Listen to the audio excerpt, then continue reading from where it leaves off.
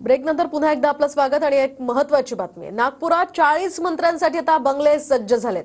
हिवाळी अधिवेशनाच्या आधीच मंत्रिमंडळ विस्ताराची शक्यता आहे आणि त्यामुळे हिवाळी अधिवेशनासाठी मंत्री नागपुरात मुक्कामी असणार आहेत। नागपुरातील रवी भवन आणि नाग भवन या परिसरात मंत्र्यांचा मुक्काम असणार आहे आणि याच संदर्भातला आढावा घेतलाय आमच्या प्रतिनिधींनी।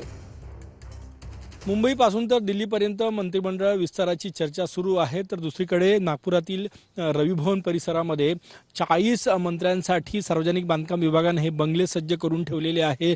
विस्तारामध्ये किती मंत्री शपथ घेणार याची निश्चितता अजून नसली तरीही सार्वजनिक बांधकाम विभागाने आपण बघू शकतो या ठिकाणी हिवाळी अधिवेशनासाठी अशा प्रकारचे 40 बंगले तयार करून ठेवण्यात आलेले आहे। रवी भवन परिसर असो किंवा नाग भवन परिसर असो, या परिसरात हे सगळे बंगले जे आहे ते सज्ज आहे।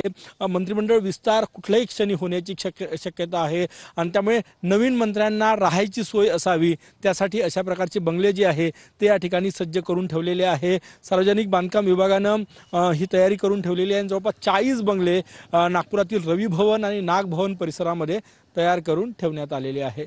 कॅमेरामॅन साईसह गजानन उमाटे, TV9 मराठी, नागपूर।